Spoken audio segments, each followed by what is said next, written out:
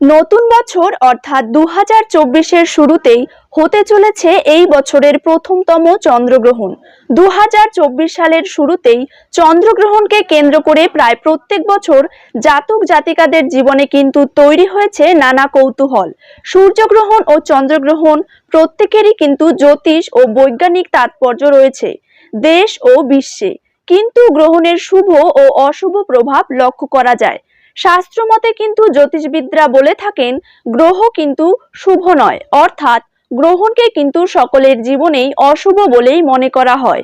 এই নতুন বছরের চন্দ্রগ্রহণের মাত্র 14 দিন পরেই শুরু হবে বছরের প্রথমতম সূর্যগ্রহণ, অর্থাৎ একই মাসে কিন্তু হতে চলেছে দুটি গ্রহণ।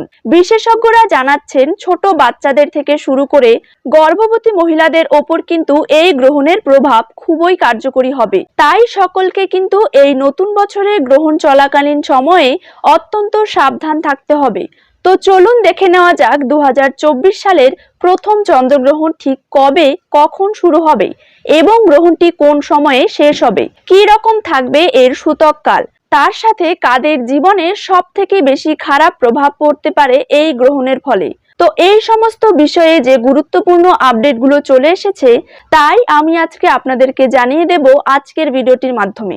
বিস্তারিতভাবে জানতে হলে অবশ্যই ভিডিওটিকে শেষ পর্যন্ত মনোযোগ সহকারে দেখবেন এবং আপনি এই ভিডিওটি কোন জেলা থেকে দেখছেন সেটি কমেন্ট বক্সে লিখে রাখবেন। চাঁদের নিজস্ব কোনো আলো নেই, সূর্যের আলোয় কিন্তু চাঁদ নিজেকে আলোকিত করে রাখে। পৃথিবীর বাধার কারণে চাঁদ যখন সূর্যের আলোয় নিজেকে আলোকিত করতে ব্যর্থ হয়, ঠিক তখনই কিন্তু চাঁদকে অদৃশ্য বলে মনে হয় এবং এই ঘটনাটিকে চন্দ্রগ্রহণ বলা হয়। 2024 সালের সূর্যগ্রহণ এবং চন্দ্রগ্রহণের প্রভাব বিভিন্ন রাশির জাতক জাতিকাদের ওপর ভয়ঙ্কর ভাবে পড়তে চলেছে।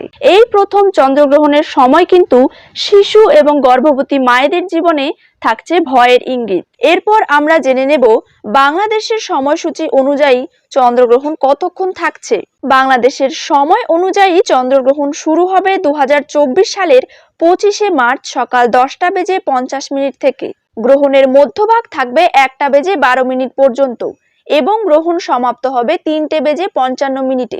এইবার আমরা জেনে নেব এই খণ্ডগ্রাস চন্দ্রগ্রহণ কতটা বিপজ্জনক হতে চলেছে। শাস্ত্রমতে এই চন্দ্রগ্রহণটি অনুষ্ঠিত হতে চলেছে দোল পূর্ণিমার দিন।